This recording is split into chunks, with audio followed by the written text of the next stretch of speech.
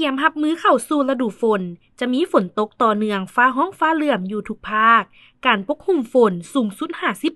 50% พยากรณ์อากาศเช้าวันที่19พฤษภาคม2025ความกดดันอากาศต่ำของอากาศร้อนยังปกคลุมอยู่ทั่วทุกภาคของประเทศลาวด้วยกำลังอ่อนสมทบกับกระแสลมตะวันตกเฉียงใต้พัดปกคลุม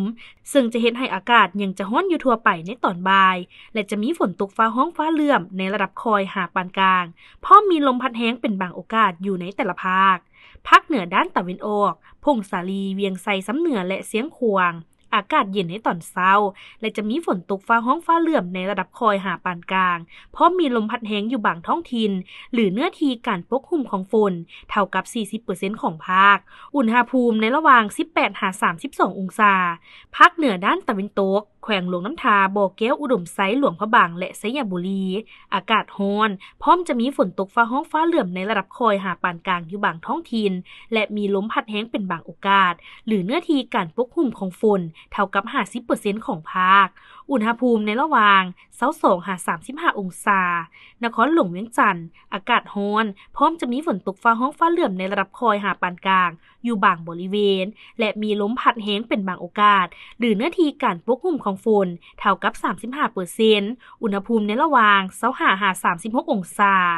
ภาคกลางแขวงเวียงจันทน์บริคำไซคำมวนและสวรรณเขตอากาศร้อนพร้อมจะมีฝนตกฟ้าห้องฟ้าเหลื่อมในระดับคอยหาปานกลางและมีลมพัดแรงเป็นบางโอกาสอยู่บางท้องถิ่นหรือเนื้อที่การปกคลุมของฝนเท่ากับ 40% ของภาคอุณหภูมิในระหว่าง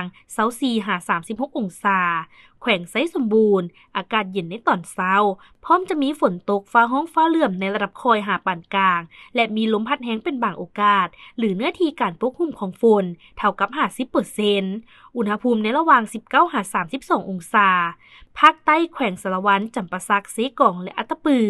อากาศร้อนหาร้อนเอาพร้อมจะมีฝนตกฟ้าห้องฟ้าเหลื่อมในระดับคอยหาปานกลางและมีลมพัดแรงเป็นบางโอกาสอยู่บางท้องถิ่นหรือเนื้อที่การปกคลุมของฝนเท่ากับ 35% ของภาคอุณหภูมิในระหว่าง 25-37 องศาสำหรับเขตภูเพียงบริเวณอากาศเย็นพร้อมจะมีฝนตกฟ้าห้องฟ้าเหลื่อมในระดับคอยหาปานกลางและมีลมพัดแรงเป็นบางโอกาสหรือเนื้อที่การปกคลุมของฝนเท่ากับ 40% อุณหภูมิในระหว่าง 16-27 องศา